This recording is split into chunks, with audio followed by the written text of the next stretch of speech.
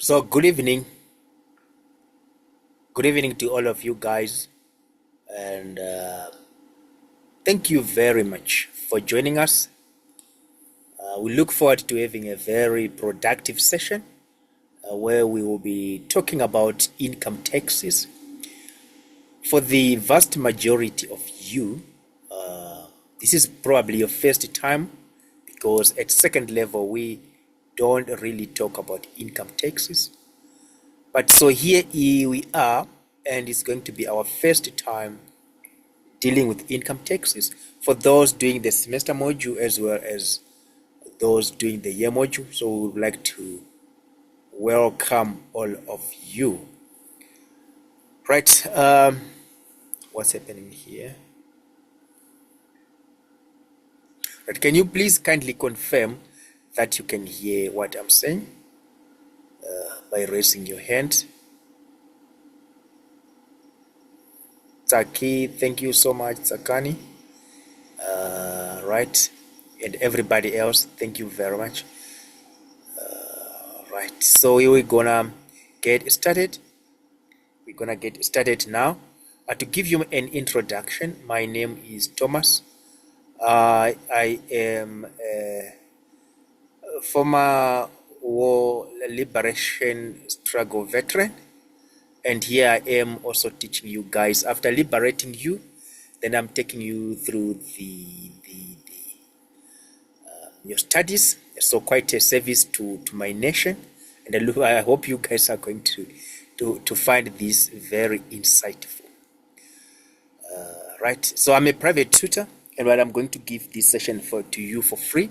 So if you like free things, you can look out for other free sessions again in the future, where we will give and you can benefit yourself. Right, there's a lot of recordings in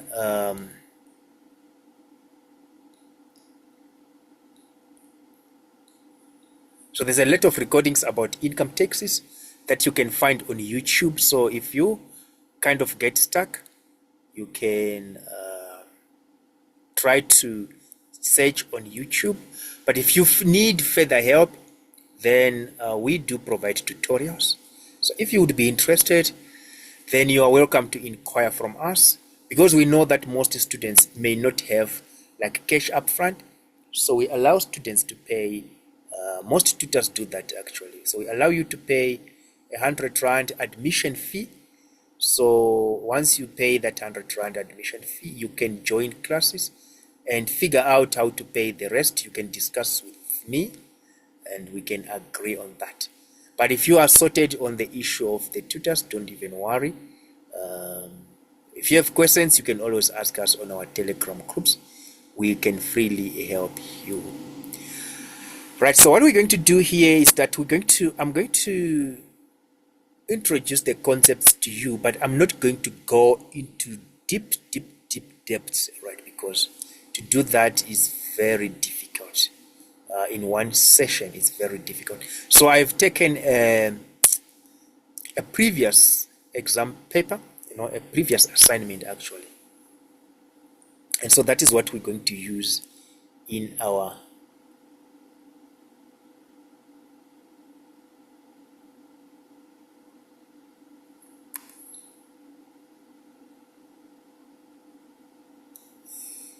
discussion today. Right, so we begin. I remember as you always would do, you start by looking at the required, right? So the required is going to guide you through what you need to be looking for in your. Right, so the first question requires us to do an adjusted calculation for profit before tax. Then we're going to do a calculation of current tax. Then we're going to do, we're also required to do deferred tax calculations, and then a disclosure of the income tax note, right? So that's quite a lot of work, but we're going to work through that. Right, so a quicker way to attempt this particular topic is to write down all the required, and you just have to create a frame of your answer, right? Because once you enter the first answer, you might see that it will be applicable to other sections of the required. So which means that you just have one required or one entry for one required, then that entry you're also gonna go and put it in another section of the required and another one of the required. It makes it a lot quicker. Right, so as we go, I'm going to explain to you these concepts. So one thing that I would like to start by is, right, in your standard questions, you're going to have a question that asks you to prepare your adjusted profit before tax or a corrected profit before tax. Now, a corrected profit before tax means that the profit before tax provided to you is not entirely correct. Some aspects of it are not correct. So you need to look for information that needs to be adjusted to that. All right. And at this stage of our lives, I would like to believe that you guys are hardworking. All right. You already have gone through the stuff. So you already have come across things called exempt differences. You have come across things called temporary differences. Right. So I'm not going to introduce things like you have never heard of them. So we begin by having a look at our profit before tax. Right. So this is our profit before tax. And here we are told that our profit before tax includes the following amounts, right?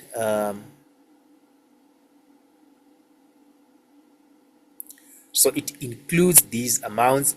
So we have income and we have foreign income, right? So as a student who has done a little bit of studying, you will know that foreign income is most likely going to be an exempt difference, right? So when it is an exempt difference, it means also that it's going to be a reconciling item. So when you do your current tax calculation, you need to subtract the foreign income provided it's not taxable in South Africa, right? And anything that is exempt is also going to be a reconciling item when you prepare your tax rate reconciliation. And sale of delivery truck. So if in my class, I always tell students that whenever you come across the sale of a depreciable asset, you need to look for, firstly, you need to look for accounting profit or loss on disposal, or you also need to consider whether the accountant calculated depreciation properly, because sometimes the accountant doesn't know that the truck is sold. So at the end of the year, he's just going to calculate depreciation as if it's still there. And so that will be one of the adjustments to say, in your profit before tax, your accountant included extra depreciation, but of a truck, but the truck was already sold. So for those months that have been included in error, we need to reverse that extra depreciation. And then also we need to look at your capital profits.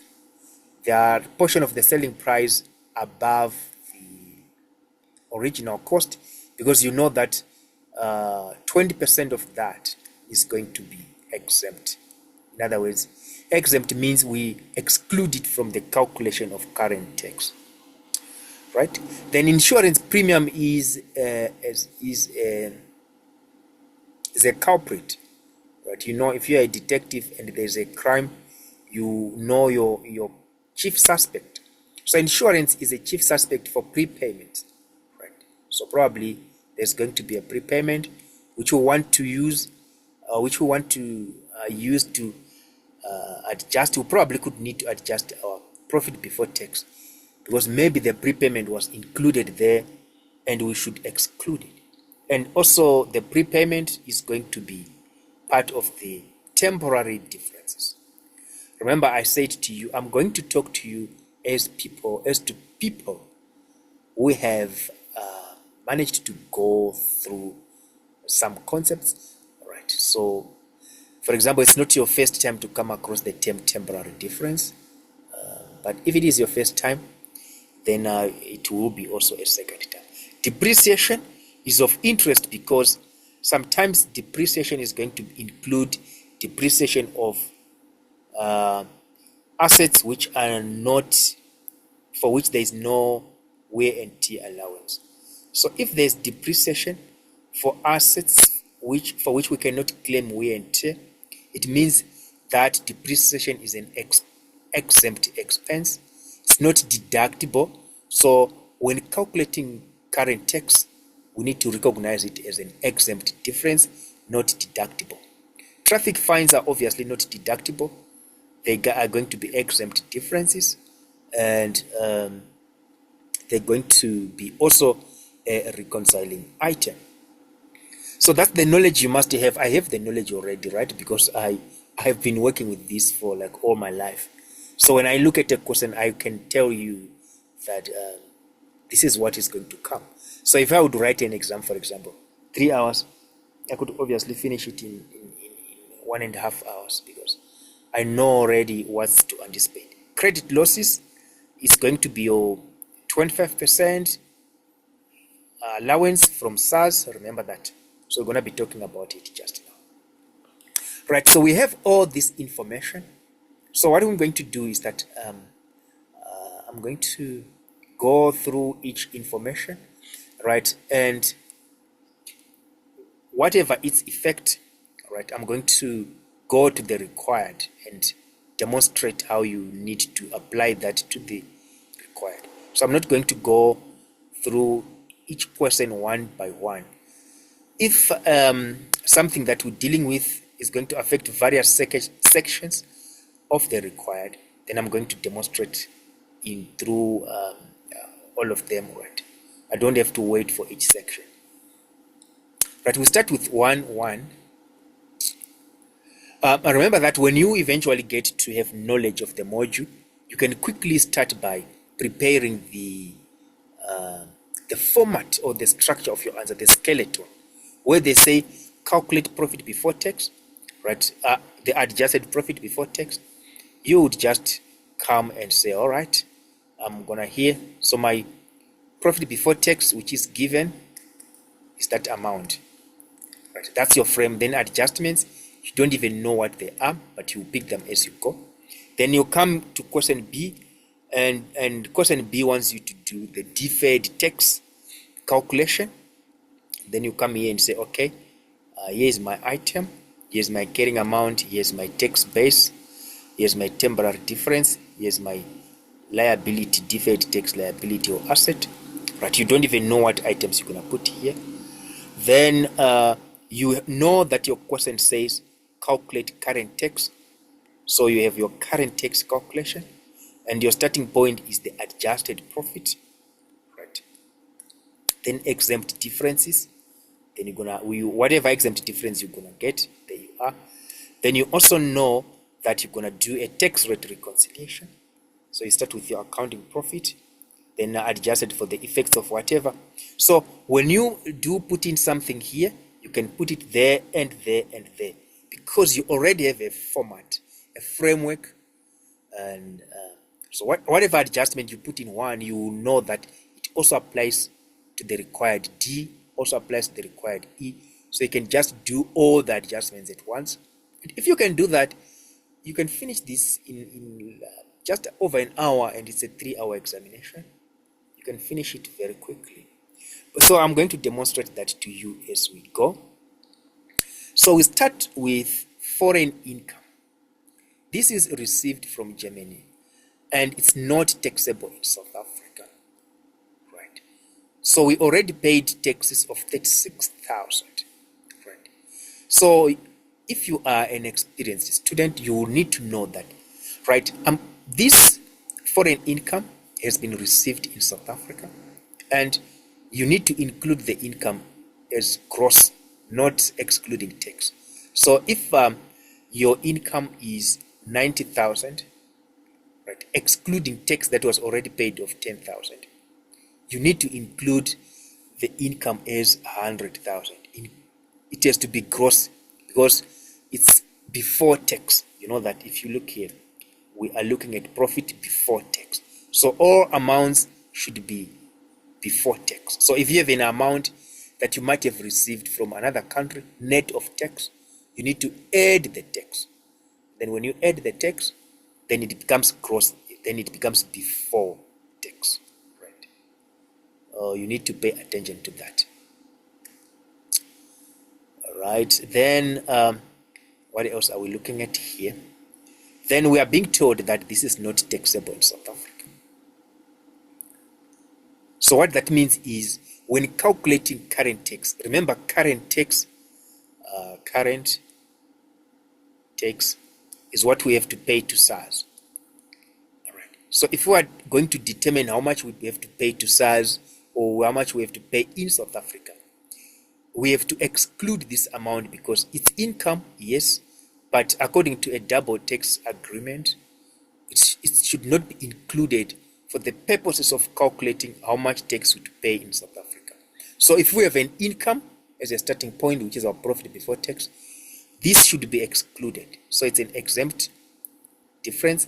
So what I'm going to do is that I'm going to subtract it from the current tax calculation as an exempt difference. I'm subtracting the income, 144,000. Because I have removed it from the income that I need to use to subtract to determine current tax, now it's going to be a reconciling item. So I go to the tax rate reconciliation and show how this adjustment has affected the final tax I'm going to pay. And then because I know that I paid 36,000 in tax, then I'm going to also disclose this in the income tax expense note.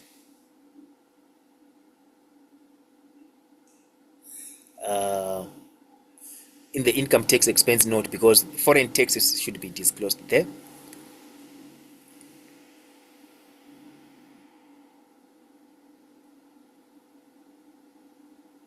Right, so my starting point, I'm going to go to the calculation of current tax. Right, so I already have a format and I know my exempt differences. So one of them is foreign income. I need to exclude it, 144,000. Where am I excluding it? Because I need to calculate how much to pay to SARS. But this amount should be excluded because it's not taxable in South Africa. So we just want the amounts that are taxable in South Africa. So I have to remove that because I don't need it in the final amount that I'm going to calculate.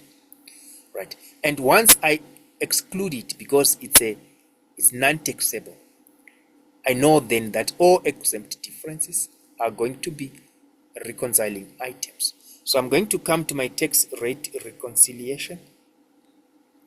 And I also know that 36,000 is also part of the income tax expense note. So I will come here and say foreign tax on my structure because I already have a structure. So I know that there's a 36,000 that must be here. My apologies there. The typing here was not done right. The foreign tax is that amount, 36,000. Right.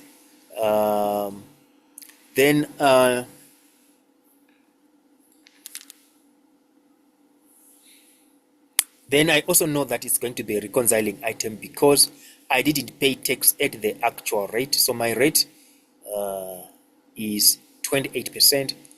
But if I was paying 28% on this amount, I would have paid 28%, which is our current rate here.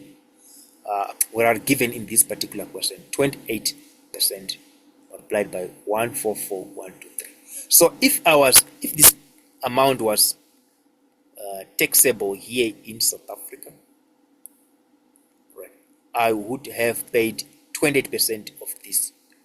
I would have paid tax of 28%. So I would have paid 40,320. Right? But because I didn't pay that, it's not taxable, I ended up paying only the foreign tax of 36,000. So the difference affected the actual tax I paid was reduced by 4,320, because if this was taxable in South Africa, I would have paid 40,320, but I only paid 36,000. So the effect is the tax that I paid was reduced by 4,320 as a result of that. Now I have dealt with foreign income. You see, there were three areas that foreign income fitted in. The first area was the calculation of current tax. So I am done. Then the second area was the disclosure. Then I'm done. Then the third area was the reconciliation. And I'm done. So you see, you just get one aspect, then you know where it fits in, and then you're just gonna go and write it quickly. Right. So that's what I would expect you to do as you get used to the stuff. So that's the first thing. I know you might have questions later on, so can you just write down your questions now? Then I'm going to take your questions after we are done. All right. Because you might be having an alcoholic voice and other students don't want to listen to you, so you can ask once they are gone. Right, then 1, 2. We are told that SARS only allows 25% of the allowance for credit losses as a deduction. All right. So we have a case whereby, on our case, all right, where is our allowance? So our allowance is 85,000. That's the allowance we have. Right. And an allowance, you can take it as, you can consider it as a liability, right, or a provision, but it's not. I'm saying you can consider it like that for the purposes of the calculation, right? So we have a provision, for example, or an allowance. Let me just say an allowance, which is 85,000. It's an allowance for credit losses. SARS says no, you're not gonna put in the whole 85, just take 25%. So according to SARS, you don't have 85,000, you just have 25% of that, which is 21,250. So if you look at this, we have a case whereby the carrying amount of something, which is trade receivables rather, is affected by 85,000, but according to SARS, it's only affected by 21,250. So this carrying amount of 85,000, and this is the carrying amount of the item, and this is going to be its tax base, the tax base of the allowance. The tax base refers to the value that SARS is gonna give to that item, right? According to us, the allowance has 85,000 rand value, but SARS says no, we only take 25% of that. So the value of that, according to SARS, which is called the tax base, is 21,250. So when SARS looks at this, there is going to be a difference, right? Right, and that difference is the carrying amount is greater than the tax base, right? So you can consider this as something like the carrying amount of a liability is greater than the tax base. Or if you want to think in terms of assets, then this will be your trade receivables minus 85,000, then trade receivables minus 21,000. So you will end up having a case where your asset, trade receivables minus 85, is less than your tax base, trade receivables minus 21,000. Right. And according to the rules that I'm sure you have gone through, so let me just list the rules again so that you can be happy. When the carrying amount of an asset is greater than the tax base of an asset, the difference is called a taxable temporary difference. and this leads to a deferred tax liability. When the carrying amount of an asset is less than the tax base of an asset, this leads to a deductible temporary difference, which leads to a deferred tax asset. And these are rules that you, like I said, I'm treating you as people who have gone through this. Then you have the carrying amount of a liability being greater than the tax base of that liability. Then the difference is a deductible temporary difference, which leads to a deferred tax asset. And when the carrying amount of a liability is less than the tax base of a liability, this leads to a taxable temporary difference, which leads to a deferred tax liability. Right. So you need to just know which aspect. First, your starting point is not really to make sense of what this means. That's not your starting point. Your starting point is to know the rules. Right. That's your starting point. Just know the rules. Once you know the rules, then over time you can learn to make sense of what do we mean by taxable, what do we mean by deductible. Right. What is the tax base of an asset? What is the tax base of a liability? Over time, that will make sense to you. So in this case, I said to you, I want you to consider. I didn't say allowance for credit losses is a liability, but I say I want you to consider it. Treat it like a liability. So our allowance here, carrying amount of a liability is 85,000 and it's 21,000 there. So you have a liability, carrying amount, rule number 3, which is greater than the tax base, right? And that leads to a deductible temporary difference, right? That's just a way of looking at it, right? And you can also look at it from the perspective of the trade receivables. So let's say the trade receivables were 100,000. We subtract the allowance, so the trade receivables is going to be 15,000. Then here is 100,000. We subtract 21, then it will be something like, I don't know, 100 minus 21 is 78. Don't even know. Then you will have an asset, trade receivables, whose carrying amount is less than the tax base. So you have a carrying amount less than the tax base of an asset. So you still come to the same conclusion as a deductible temporary difference in both cases.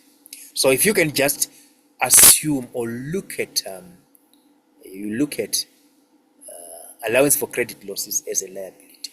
So you're going to you need it in your temporary differences.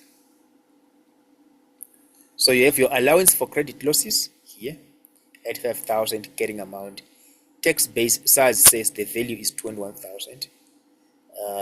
So the temporary difference is 63,000 and it's deductible. Your examiners want you to show whether it's taxable or deductible in this column. So your taxable is outside the brackets, deductible within brackets. Your examiners want you to show here whether it's a deferred tax asset or liability. So your liability is in bracket. If something is in bracket, it's a liability. Your examiners also want you to show here the percentage rate being used. This is a deferred tax calculation, right? All right, say calculation there. This is a deferred tax calculation, not a deferred tax note. This is not what you disclose. When the examiners say, disclose the deferred tax note, many students come and do this, but this is a calculation. And this is the calculation that you must follow. Sometimes when I'm teaching, I see students trying to be innovative.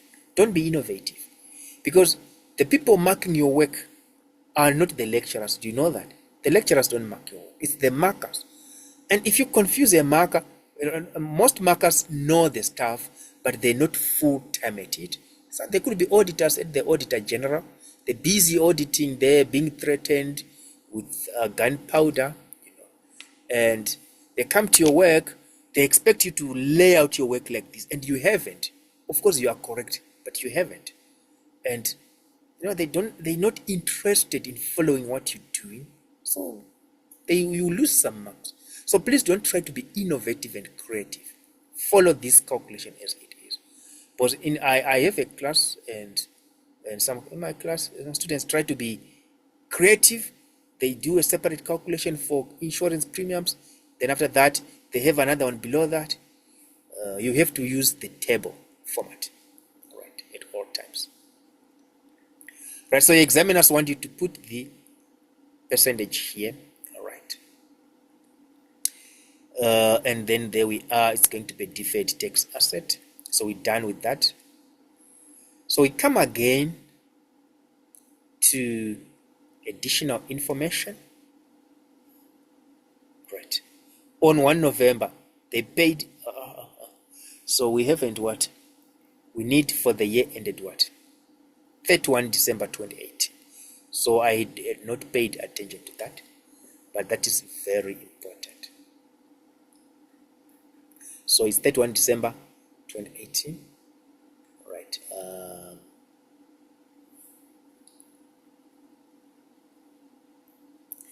So is 21 December 2018. All right. 31 December, sorry, 31. And now we are being told that there's an insurance paid from 1 November 2018.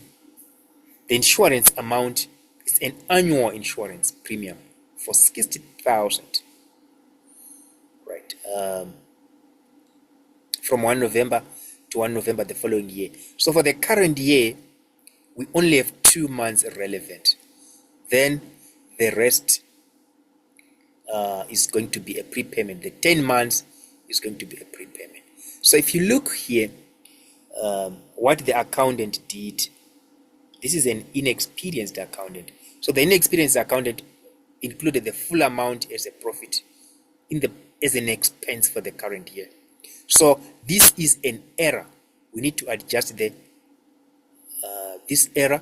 So the profit before tax has to be adjusted because we have it as 870, but the accountant subtracted 60,000, whereas the other portion belong of 10 months is for the other for the other year. All right, it's a prepayment basically. So I'm going to say 60,000 over 12 months. So the monthly installment is 5,000. So I have subtracted 5,000 times 10, which is 50,000. So the accountant subtracted 50,000, which is a prepayment. So we must reverse the effect by adding back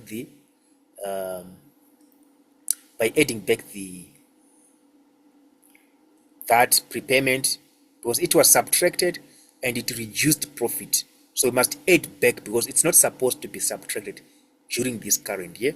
So that is an error. And we have to go now and say, okay, that is an error. All right. Then we go to adjusting profit before tax.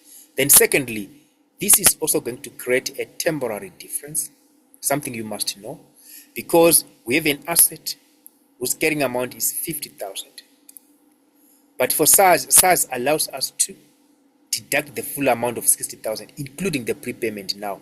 So according to SARS, when they look at our prepayment, they give it a zero value because we've already deducted 60,000 now. So in the future, there's no deduction left, it's zero. So that's a temporary difference where an asset, the carrying amount is greater than the tax base. Right, so you know your required, you go to your first required, so profit before tax given, then you add back what was subtracted wrongly. Right, so you need to add back. Now that's an adjustment. Then you come here, you know you have insurance premiums, 50,000. The tax base is zero. SARS says no, you can't. There is no prepayment. You can deduct now, right? And for the purposes of FAC, we don't have to talk of the 6 months. So is this section 23H or what? The 6 months or 100,000. No, we don't quite integrate yet at that level.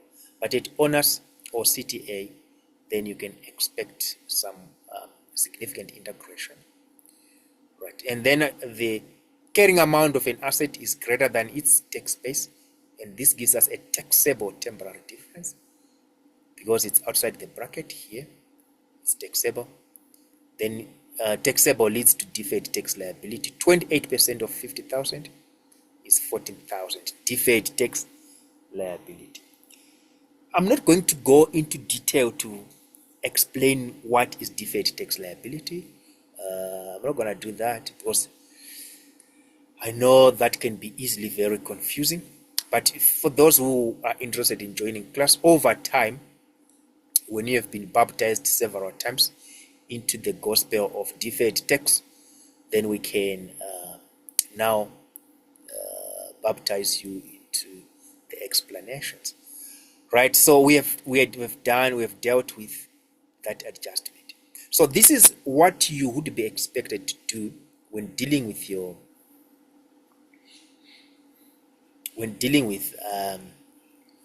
a question. You need to know an adjustment and where it fits in the required. So you go and fit up, you just draw up a frame, then you go and fill up the frame. Each time you come across something, you remember this is needed in this section and this section and that section. PPE, property, plant and equipment. Right?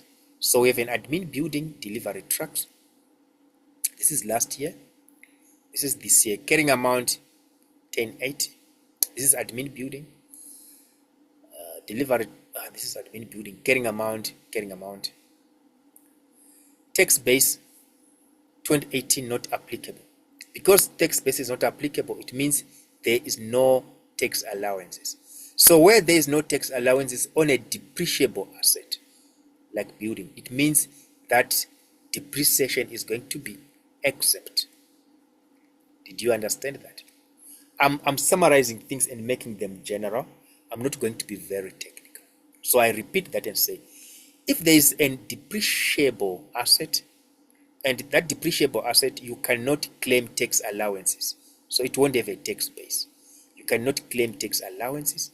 So if you can't claim tax allowances, that depreciation for that asset the depreciation is going to be exempt. Means that you cannot deduct it. When calculating current tax, you have to add it back because you cannot deduct it. And if it is not deductible, then it's also a reconciling item.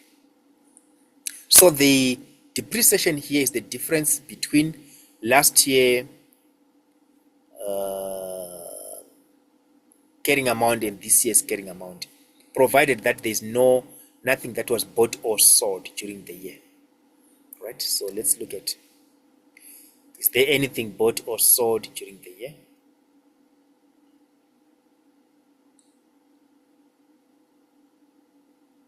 Right, we are being told here that the entity did not purchase or sell any other assets. Right? So we already know that there's nothing bought or sold in terms of buildings. So therefore, the difference between last year and this year, if nothing was bought or sold, the difference is going to be your depreciation. So the depreciation will be your 1080. All right.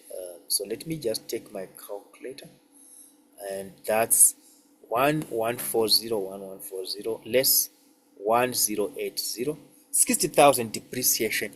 And so what I know is that this has been deducted from profit before tax. But now for the purposes of calculating current tax, SARS doesn't allow me to deduct it. So I have to add it back. So I come here and say depreciation for the admin building should be added back, right? Because it was subtracted here. We have profit before tax where it was already subtracted. But now we are not doing profit before tax. We're using the profit before tax as a starting point. Now we have to apply the rules of SARS to say, guys, we have profit before tax.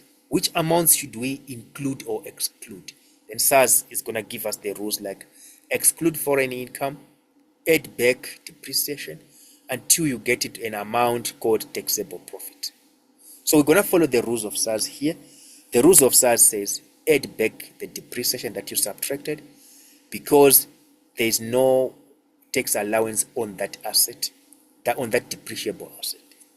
And once this is a reconcile. Once this is an exempt difference, it's also going to be a reconciling item. So what the effect is, we added 60,000 to the profit before tax. So adding depreciation results in us paying more tax. So we're going to pay more tax as a result of adding back this depreciation. So I'm going to come here and in the tax rate reconciliation and say the depreciation there, I added back 60,000. So 20. So the tax that I eventually paid was 28%. Was I ended up paying 28% on the 60,000 that I added back. So I paid 16,800 more than I would have if I had not adjusted for this. Right. So the effect of adding back is to increase taxable income and to increase tax by 16,800. So a tax rate reconciliation, I assume that you guys have already gone through it. It's a way of just telling the users of financial statements what happened, that we ended up paying, ended up with a certain tax expense instead of the standard tax at the standard rate. Because the users of financial statements expect to for example, this is our profit before tax. Then they expect, okay, the tax is going to be 28% of the profit before tax, right? So they expect 28% of this profit before tax. So users expect us to pay a profit before an income tax expense of 249,000. But that's not the income tax expense. The income tax expense is actually 264. So we have to explain to them what happened. So there is some adjustments that happened which increased or decreased. So this adjustment here increased the tax we paid. This adjustment here decreased the tax that we paid. Right. If this is your first time, then you obviously will understand these things as we go. Right now we go to delivery trucks. So the depreciation for delivery trucks will not be exempt because delivery trucks are depreciable. They have a tax asset, they have a tax base, they have allowances. So they are not going to be exempt. They're going to result in temporary differences. All right.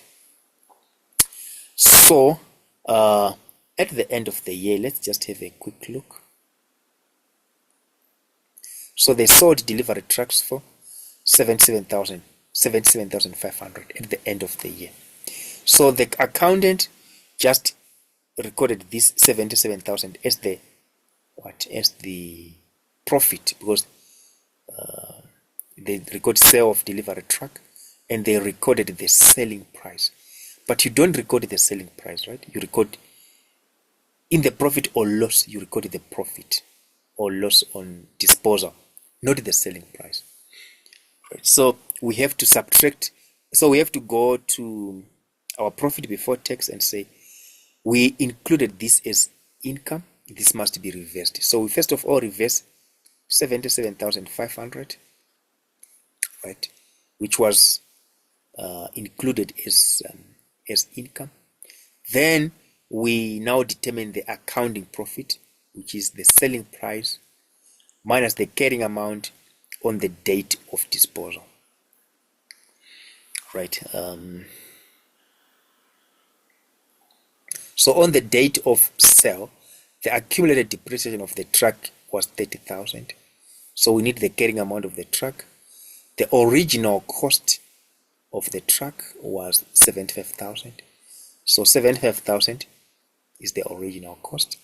Then 30 is the accumulated depreciation. That gives me what? What's 75 minus 30? What is 75 minus 30? 45. So my carrying amount is 45,000. Right. Then I sold, the selling price is 77,000 minus the carrying amount, which is 45,000. So that is the adjustment. This is the amount of profit we must include in there. So I come to my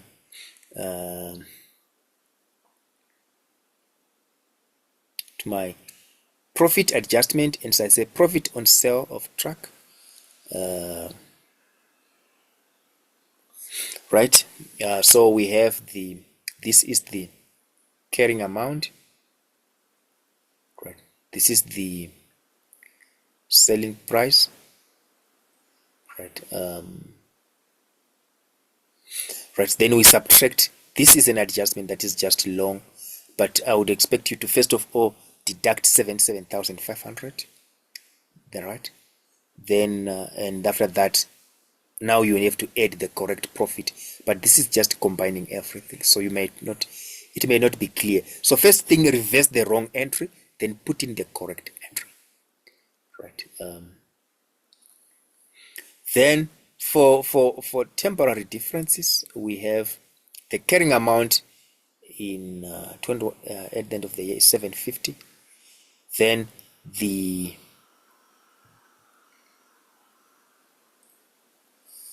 tax base, we have to calculate it.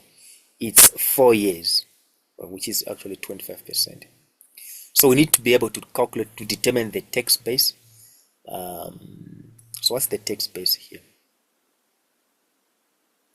So the schedule above was prepared before the sale of the delivery truck was taken into account. So if it was prepared before the delivery truck was taken into account, then we have where is it? Let's go to the schedule and I will demonstrate what I'm trying to say. Right, so here is the schedule that they're referring to. So which means that this here, this 1125 includes the truck that was sold. So the carrying amount of the truck is 45,000. We have to subtract it here, right? And my apologies for that. I apologize. It's actually the carrying amount is here. This is the carrying amount, 900,000, right? Then we subtract the 45,000 because we are told this was prepared before the sales transaction. So the correct carrying amount is the carrying amount of what was sold should be removed. I think we left with 855.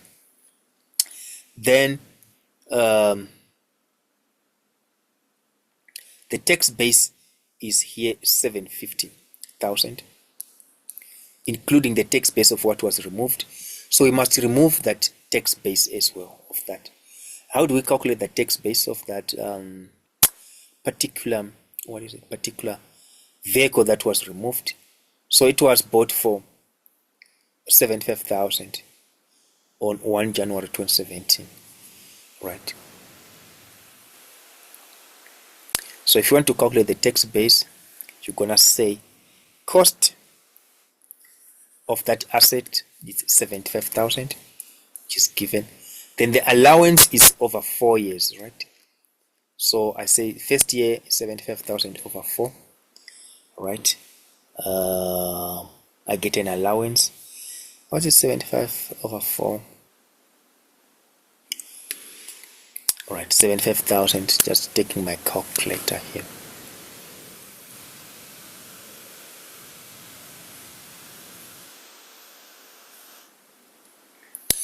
Right, I'm struggling here with 75,000 divided by 4.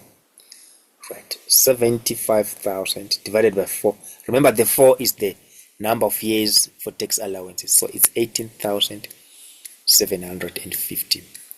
Right, so the tax base refers to the remaining tax allowances, right? So it's 56,250. So this is the tax base in 2017 after 1 year, after claiming the first year allowance. Then 2018,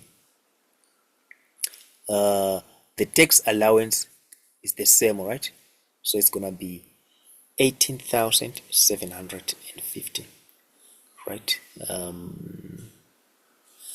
So then after subtracting this allowance, the remaining allowances to be claimed in the future, or the tax base, is 37,500. This is in 2018. But now, because we sold this asset, we don't have it in the statement of financial position. we also have to remove its carrying amount as well as its tax base. So we come here and we see that the tax base before the adjustment is 750. Then we subtract 37,500. Right, so if you come to your vehicles, delivery trucks, you get 855 after saying 900 minus 45. Here you get 712 after saying 750,000 minus 37,500. So you have a case of an asset whose carrying amount is greater, right, than a tax base. And if you go to your rules, this must give you a taxable temporary difference. And if you multiply that by 28%, this gives you a, what is that thing called? A deferred tax liability. Then if you add up everything here, right, because I see that's everything, you see you need to add up all your temporary differences. Taxable minus deductible plus taxable gives you a net taxable of 128,750. Then your liability plus asset, minus asset rather, plus liability gives you a net liability of 36. And the examiners want you to indicate whether it's a deferred tax liability, the final amount here, whether it is a liability or asset. In this case, it's a liability. Right.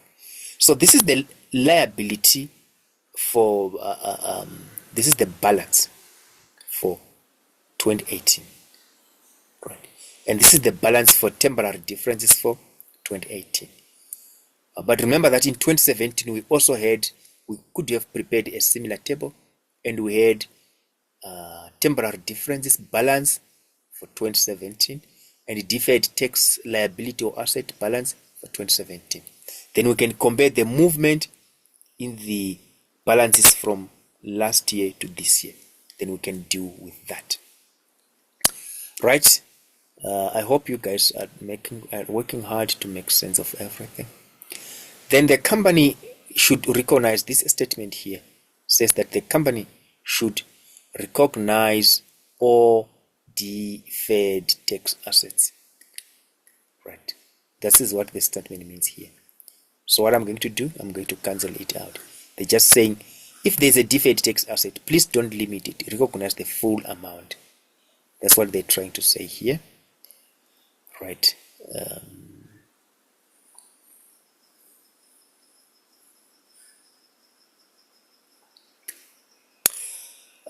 Right. Then we are being told that the deferred tax liability for last year, the liability for last year was 21,750, right? And there was a rate change, right? It was 29% last year. So what this means is last year in, so what is that amount? 21,750, right? I'm going to add 29%. So I'm taking it with me here. So this is 2017, right? I'm just going to show how it would look like. So in 2017, in the year 2017, after everything was done, your deferred tax liability was 21,750, right, in brackets. But we had said 29% multiplied by a certain amount that was here to get 21,750. Remember, to get this 36, we say 28% multiplied by this, and we get 36. So if we are just given 36,000, we know that we said 28% of some amount here to get 36. Similarly, for last year, we know that we said 29% of some amount here called a temporary difference. And we got 21,750. So we can get that temporary difference as 21,750 over 29%. So we will be able to know what was the balance of temporary differences in the previous year. So it's going to be 21,750, and we divide by 29%. So it means that the temporary difference last year was was 75,000, the balance, right? So what I'm going to do now, I'm going to write that, right? I'm going to say 2017, right? It's a deferred tax liability as well. It's 75,000. There it's 21,250. Now, so there's a movement. The balance last year in temporary differences was 75. Now it's 20. It's 128. So there's a movement in temporary differences from last year to this year. The movement is 128,750 is currently where we are, moving from 75,000. So the movement is 53,750. But this movement resulted in, we had a liability of 21,000, and as a result of the movement, the liability has increased to 36. Right. So if the liability, if a deferred tax liability increases, right, the movement in that liability is called a taxable temporary difference, right?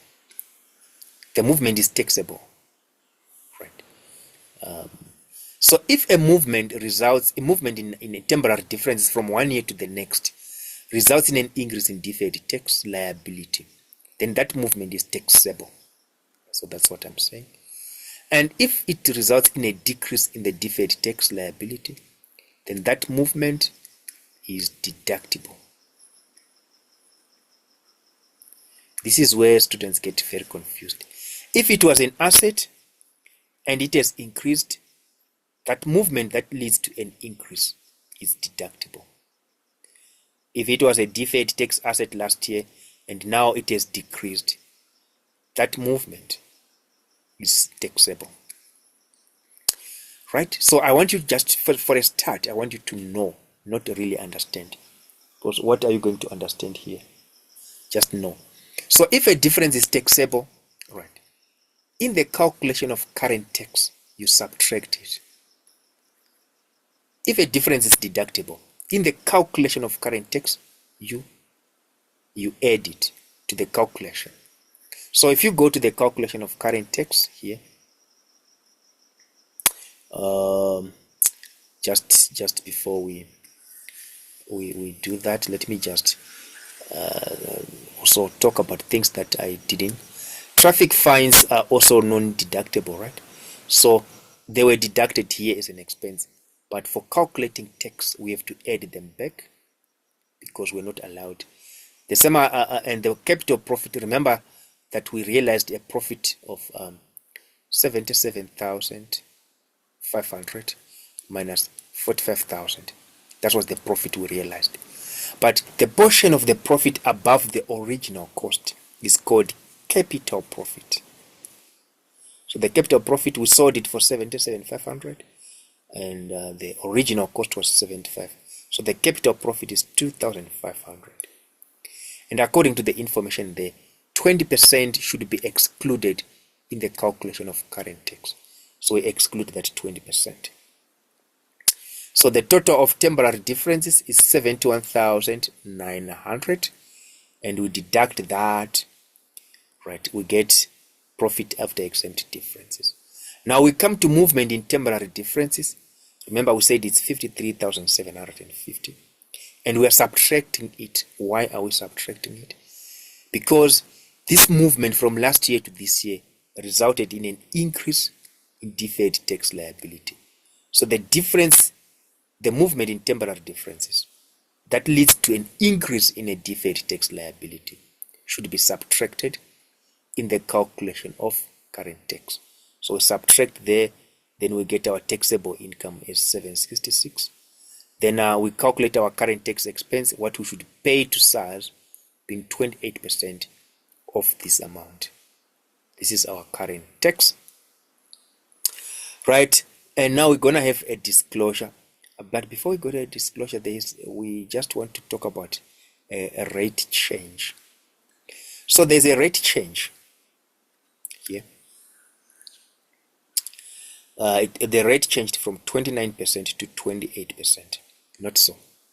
So last year we calculated a liability using 29%. So the liability was high. But that same liability now, because of the rate change, we can calculate using 28%, and the liability will be lower. So that's good news. When the liability is reduced, it means it's a reduction in the expense. Right. So this is a deferred tax liability. Right. And a reduction in the rate change means that it's a 1% decrease. So it's 1 over 29 times 21,750. This is we're just not going to pay 1 out of the 29, because we calculated 29%, but now the rate is 28%. So that 1 out of 29, we're no longer paying it. So it's good news. So 1 divided by 29 multiplied by 21,750. So there's a 750 that we're no longer supposed to pay because the rate has been reduced. So this is a deferred tax. This is a deferred tax expense which we no longer have to pay. So it's a decrease in a tax expense. So if you go to your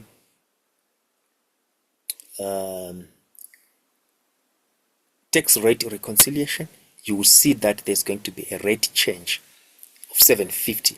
That is going to help reduce the income tax expense we're going to pay. So the rate change has benefited us. It has allowed us to pay 750 less. Right, and now we go to the what else? Right, to the disclosure. So your current tax is the current tax we calculated, right, for the current year. So this is the current year.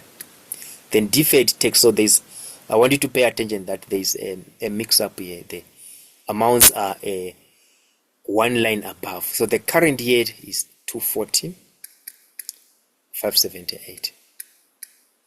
Then the deferred tax, there is a movement in temporary differences, which is 53,750, remember, multiplied by 28%. So we get 15,050 for that. Right? But now we have a rate change is going to benefit us, so it's going to reduce our deferred tax by 750. So the net deferred tax is going to be an expense of 15,000 minus a reduction in expense of 750, meaning that our current deferred tax will be 14,300. I know this is not immediately obvious, right? When I was a student, it wasn't easy, and I know many tutors also get confused here, but I don't. So I will be able to help you over time. If you are in one of our groups, we can help you, and you can also benefit yourself by going through previous recordings from UNISA. That should help you. Right, and so then that is everything that we have covered now. So when it comes to these general ledgers, journal entries, it's something that you can do anytime. So there's a lot of things that we haven't covered, but for now we have covered this, and this is going to at least give us some insights into what we're going to do. So especially if you're doing the semester module, I would encourage you to join sessions, classes, tutorials, not just with me, with anyone. Reason being that your current year, during the current year, the year mark is going to contribute 45%. So if your year mark is poor, your chances of passing are low, because previously the year mark was 20% and the exam was 80. So you could have a low year mark and hit the exam. But now if the year mark is low, you could easily fail. So we recommend even those that doing the year module, because FACS is not difficult, but has large volumes to cover. And without a tutor, you might just read around, and then on the day of the exam, you forget everything. But a tutor is going to help you hit the most key points that you will need to use in the examination. So what I'm going to do now, I'm going to take your questions, right? And if you have any questions, you can ask now.